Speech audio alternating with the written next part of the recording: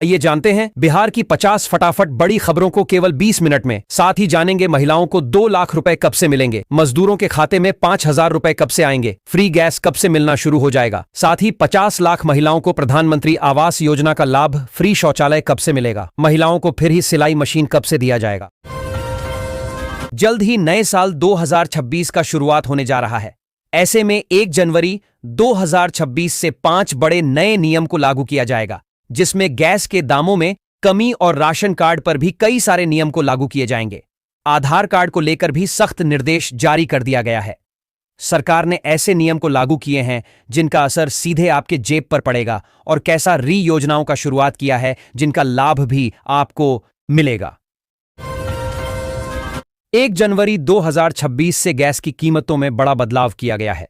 अब हर गैस चूल्हे पर खाना बनाने वाली महिलाओं को राहत मिलेगी। प्रधानमंत्री उज्ज्वला योजना के तहत फ्री एलपीजी गैस पाने वाली महिलाओं को नए साल में बड़ी राहत दी गई है। अब उन्हें गैस सिलेंडर केवल 450 रुपये में उपलब्ध कराया जाएगा। ईपीएस पेंशन में 7,000 रुपये बढ़ोतरी की खबर से लाखों बुजुर्गों को राहत की उम्मीद जगी है। महंगाई के दौर में 1,000 रुपये की पेंशन से गुजारा करना मुश्किल हो गया है। दवाइयों और राशन की बढ़ती कीमतों को देखते हुए ईपीएस 95 पेंशन धारक लंबे समय से न्यूनतम पेंशन बढ़ाने की मांग कर रहे हैं। सरकार और विभागीय चर्चाएं जल्द बदलाव के संकेत दे रही हैं। नए साल 2026 में राशन कार्ड को लेकर नए नियम लागू कर दिए गए हैं। अब राशन कार्ड धारकों को मुफ्त अनाज के साथ मुफ्त दाल, तेल, नमक, सोयाबीन और आटा भी दिया जाएगा। इसके अलावा प्रत्येक राशन कार्ड धारक को हर महीने 1,500 रुपये डीबीटी के माध्यम से उनके बैंक खाते में भेजे जाएंगे। यह फैसला भारत सरकार द्वारा गरीब और मध्यम वर्गीय परिवारों को राहत देने के लिए लागू किया गया है। मुजफ्फरपुर के पारू प्रखंड के फतेहाबाद में गंडक नदी पर 2 किलोमीटर लंबा 2 लेन का पुल बनाया जाएगा। इसकी लागत लगभग 500 करोड़ रुपये होगी। राज्य कैबिनेट की मंजूरी के बाद पुल निर्माण विभाग ने भूमि अधिग्रहण का सर्वे शुरू कर दिया है। यह पुल पारू को सारण जिले के तरैया से जोड़ेगा, जिससे 20 किलोमीटर की दूरी कम होगी और आवागमन व आर्थिक विकास को बढ़ावा मिलेगा। बिहार के विद्यार्थियों, अभिभावकों और शिक्षकों के लिए शीतकालीन अवकाश को लेकर बड़ी खबर सामने आई है। राज्य शासन के निर्देश के अनुसार इस वर्ष प्रदेश भर के सभी सरकारी और निजी स्कूलों में 31 दिसंबर से 4 जनवरी तक शीतकालीन अवकाश रहेगा। यह अवकाश सभी बोर्डों से संबद्ध विद्यालयों पर लागू होगा, जिससे छुट्टियों को लेकर बनी असमंजस की स्थिति समाप्त हो गई है। अररिया में जिला समाहरणालय स्थित परमाण सभागार में राजस्व एवं भूमि सुधार विभाग के प्रधान सचिव CK अनिल की अध्यक्षता में समीक्षा बैठक हुई। बैठक में राजस्व विभाग की विभिन्न योजनाओं, लक्ष्यों और निर्धारित पैरामीटरों की प्रगति की विस्तृत समीक्षा की गई तथा अधिकारियों को आवश्यक दिशा निर्देश दिए गए। प्रधानमंत्री आवास योजना की नई सूची जारी कर दी गई है। नए साल से 50 लाख से अधिक महिलाओं को इस योजना के तहत पक्का घर दिया जाएगा। योजना के अंतर्गत ग्रामीण क्षेत्रों की महिलाओं को 3 लाख रुपए और शहरी क्षेत्रों की महिलाओं को आवास निर्माण के लिए 5 लाख रुपए प्रदान किए। प्रधानमंत्री नरेंद्र मोदी ने वर्ष 2024 में फ्री सोलर योजना की शुरुआत की। इस योजना के तहत अब तक 19 लाख से अधिक लोगों को मुफ्त सोलर उपलब्ध कराया जा चुका है। सरकार का लक्ष्य है कि 1 जनवरी 2027 तक 1 करोड़ से भी अधिक लोगों को फ्री सोलर दिया जाए। यह योजना गरीब और मध्यम वर्गीय परिवारों के लिए लाई गई है ताकि उन्हें बिजली बिल से राहत मिल सके। यदि आप भी मुफ्त सोलर पाना चाहते हैं तो जल्द आवेदन करें। अब शहर में बिजली आपूर्ति और खपत का डाटा तैयार होगा। इसके लिए RDSS योजना के तहत सभी PSS फीडर और ट्रांसफार्मर में मीटर लगाया जा रहा है, ताकि बिजली आपूर्ति के आधार पर किस फीडर से किस इलाके में कितनी बिजली हर दिन खर्च हो रहा है, इसका सही डाटा तैयार सके। इसी डाटा के आधार पर बिजली चोरी पर अंकुश लगाया जाएगा। खगड़िया के गोगरी प्रखंड के खरवा गांव में पाई जाने वाली छोटी मछली सिल्लीगुड़ी इन दिनों बाजार में अपनी नई पहचान बना रही है। कभी फरकिया क्षेत्र की कोसी नदी की बड़ी मछलियां बंगाल के बाजारों में प्रमुखता रखती थीं, लेकिन अब उनकी कमी के बीच सिल्लीगुड़ी मछली ने बाजार में अपनी पकड़ मजबूत कर ली है। पूर्वी चंपारण के हरसिद्धि प्रखंड में एक सहायक शिक्षक का सार्वजनिक स्थान पर अश्लील हरकत करते वीडियो वायरल हुआ है। वीडियो की पुष्टि नहीं हुई है, लेकिन घटना ने शिक्षा विभाग की छवि पर सवाल खड़े कर दिए हैं। मोतिहारी में शिक्षा की अलख जगाने की जिम्मेदारी निभाने वाले एक शिक्षक का सार्वजनिक स्थान पर अश्लील हरकत करते हुए वीडियो सोशल मीडिया पर तेजी से वायरल हो रहा है। वीडियो सामने आने के बाद पूरे शिक्षा विभाग की छवि पर सवाल खड़े हो गए हैं। वैशाली के बेलसर प्रखंड के अफजलपुर में मंत्री लखेंद्र रोशन का नागरिक अभिनंदन किया गया। उन्होंने अपने वायरल बयान का बचाव करते हुए कहा कि एनडीए का समर्थन न करने वालों को पंचायत चुनाव में लोकतांत्रिक तरीके से हराया जाना चाहिए। साथ ही उन्होंने बांग्लादेश में हिंदुओं पर हो रही हिंसा पर चिंता जताई और केंद्र सरकार की प्रतिबद्धता दोहराई। बिहार में नए वर्ष की शुरुआत के साथ ही सरकारी नौकरी की तैयारी कर रहे युवाओं के लिए गुड न्यूज है। बिहार के शिक्षा मंत्री सुनील कुमार ने कहा है कि विद्यालयों में टीआरई 4 के अंतर्गत होने वाली शिक्षक बहाली प्रक्रिया को तेज किया जा रहा है। उन्होंने बताया कि सभी खाली पदों का विवरण 15 जनवरी तक बिहार लोक सेवा आयोग बीपीएससी को भेज दिया जाएगा, ताकि बहाली की आगे की प्रक्रिया समय पर शुरू हो सके। बिहार परिवहन विभाग सभी जिलों में जाम से मुक्ति और सुरक्षित सफर के लिए विस्तृत कार्य योजना बना रहा है। इसके तहत पैदल यात्रियों और वाहन चालकों के लिए यातायात सुविधाएं बढ़ाई जाएंगी। विभाग ने foot over bridge, zebra crossing, traffic signal और सरकारी वाहन चालकों की सूची मांगी है। सड़क सुरक्षा जागरूकता कार्यक्रम भी चलाए जाएंगे, जिससे यातायात नियमों के प्रति लोगों को जागरूक किया जा सके। बिहार में अवैध बालू, शराब और जमीन कारोबार से अर्जित अपराधियों की संपत्ति जब्त करने की कार्रवाई शुरू हो गई है। एडीजी पंकज दराद ने बताया कि 1421 अपराधियों को चिह्नित किया गया है, जिनमें से 407 के खिलाफ कोर्ट को प्रस्ताव भेजा गया है। अब तक 3 अपराधियों की संपत्ति जब्त हो चुकी है और 80 पर प्रक्रिया जारी है। बिहार में चल रहे बंगला विवाद के बीच जेडीयू के मुख्य प्रवक्ता नीरज कुमार ने भवन निर्माण विभाग को पत्र लिखकर एक बार फिर सियासी हलचल तेज कर दी है।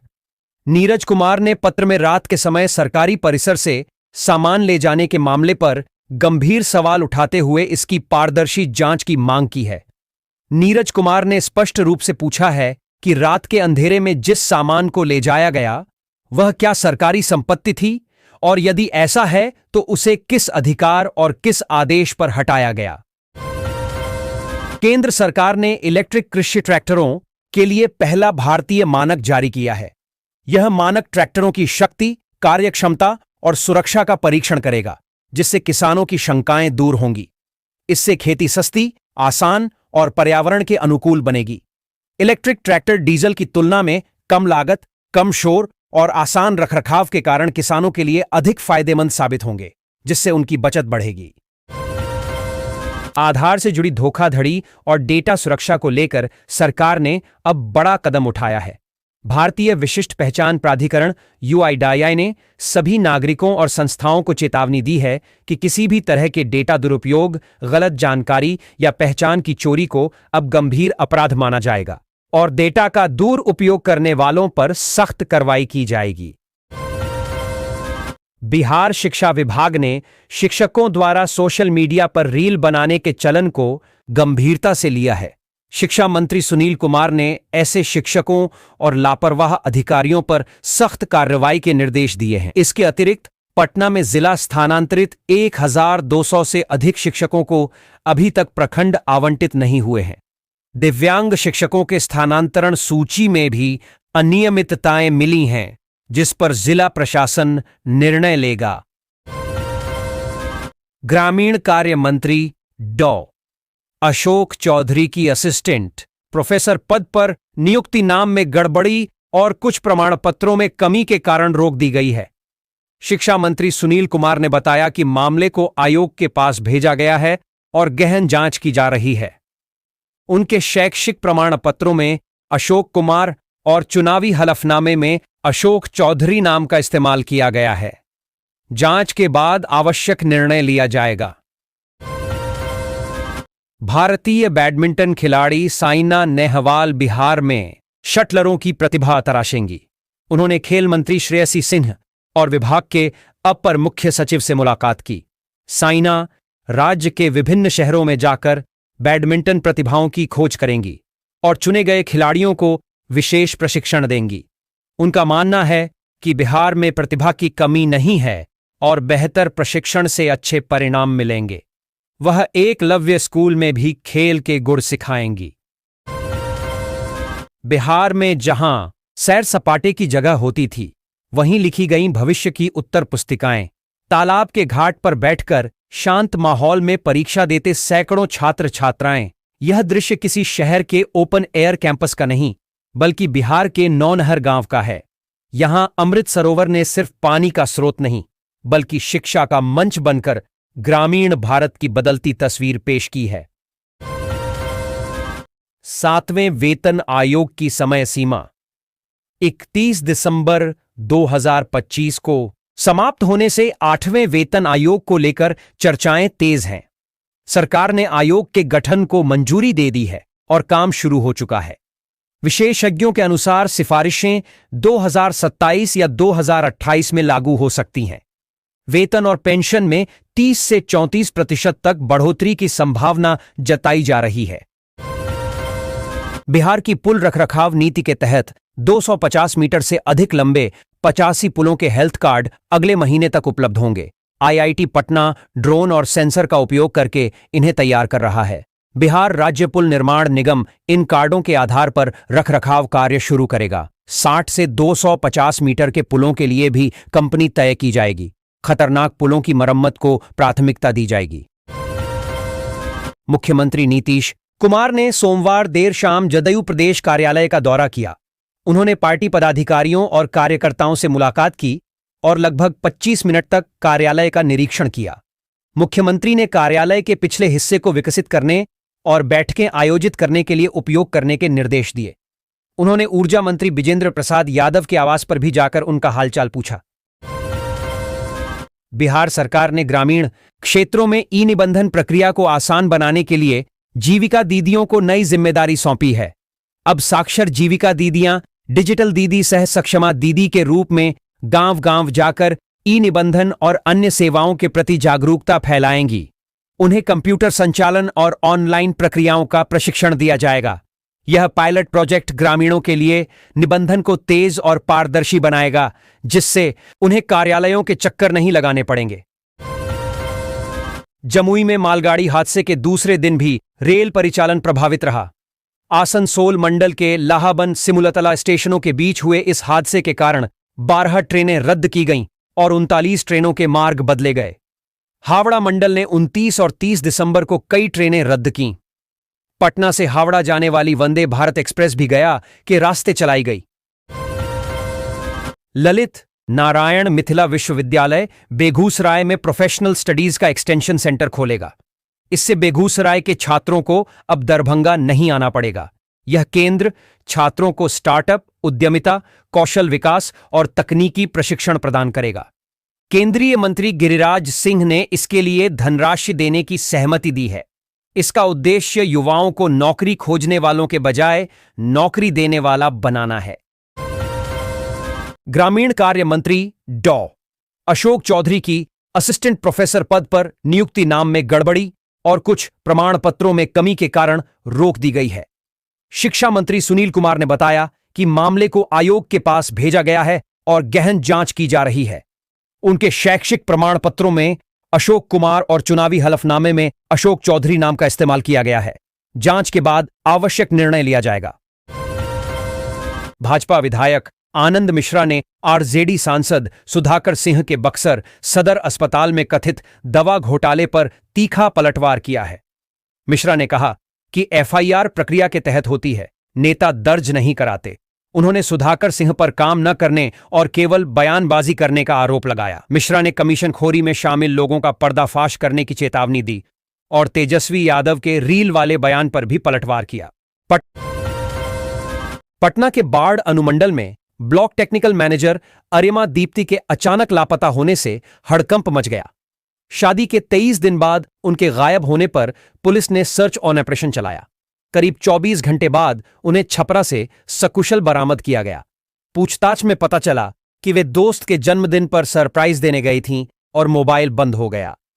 उन्हें इस बात का जरा भी अंदाजा नहीं था कि एक छोटी सी लापरवाही से पटना से छपरा तक पुलिस का हाई वोल्टेज ड्रामा शुरू हो जाएगा। पुलिस ने उनकी बातों का सत्यापन करने के बाद उन्हें परिजनों को सुरक्षित सौंप दिया है। रेलवे ने मालगाड़ियों के वजन में हेराफेरी रोकने के लिए एक बड़ी तकनीकी खामी पकड़ी है। रीसेट जीरो बटन के दुरुपयोग से माल का वजन आधा या उससे भी कम दिखाया जा रहा था, जिससे रेलवे को भारी राजस्व नुकसान हो रहा था। रेलवे बोर्ड के निगरानी निदेशालय ने यह खामी पकड़ी है। अब सॉफ्टवेयर अपडेट कर वजन प्रक्रिया के दौरान यह बटन लॉक रहेगा, जिससे हेराफेरी पर नकेल कसी जा सकेगी। डिप्टी सीएम विजय कुमार सिन्हा की जन सुनवाई खूब चर्चा में है। अब 31 दिसंबर को सहरसा और 4 जनवरी को भागलपुर में इसका आयोजन होगा। इसमें भूमि विवादों से संबंधित शिकायतें सुनी जाएंगी और मौके पर समाधान किया जाएगा। राजस्व विभाग के अधिकारियों की बैठक भी होगी। हालांकि मंत्री की सख्ती को लेकर शिकायतें भी हुई हैं, लेकिन वे अपने अभियान पर कायम हैं। Bihar Ayushman Bharat health account ABHA आधारित स्कैन एंड शेयर सेवा के माध्यम से ओपीडी पंजीकरण में देश में पहले स्थान पर आ गया है। अब तक 5 करोड़ से अधिक डिजिटल ओपीडी टोकन बनाए गए हैं। स्वास्थ्य मंत्री मंगल पांडेय ने इसे ऐतिहासिक उपलब्धि बताया। यह सेवा मरीजों के लिए पंजीकरण प्रक्रिया को तेज, सरल और पारदर्शी बनाती है, जिससे लंबी कतारों से मुक्ति मिलती है और स्वास्थ्य रिकॉर्ड मोबाइल पर उपलब्ध होते हैं। बिहार में महागठबंधन को लेकर कांग्रेस के वरिष्ठ नेता शकील अहमद खान ने बड़ा बयान दिया है। उन्होंने कहा कि महागठबंधन अब बचा नहीं है और कांग्रेस को राजद के साथ रहने से कोई चुनावी या संगठनात्मक लाभ नहीं मिल रहा, बल्कि नुकसान हो रहा है। दिल्ली में हुए मंथन में भी यही राय बनी कि कांग्रेस को अपनी अलग राह बनानी चाहिए।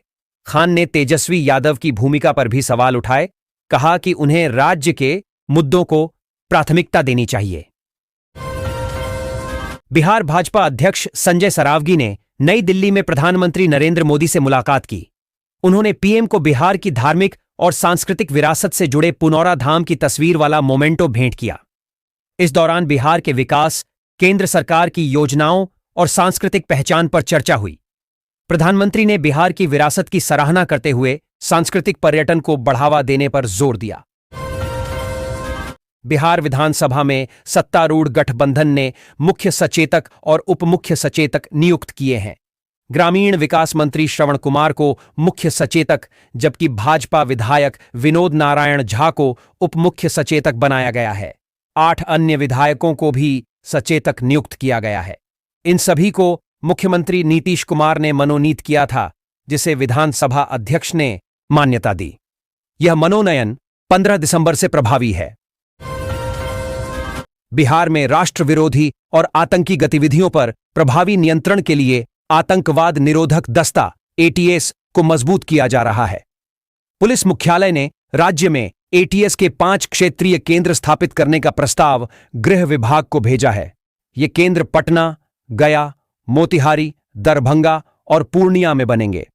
प्रत्येक केंद्र का नेतृत्व DSP करेंगे, जो खुफिया तंत्र को सशक्त कर सुरक्षा व्यवस्था मजबूत करेंगे और संदिग्ध गतिविधियों पर नजर रखेंगे।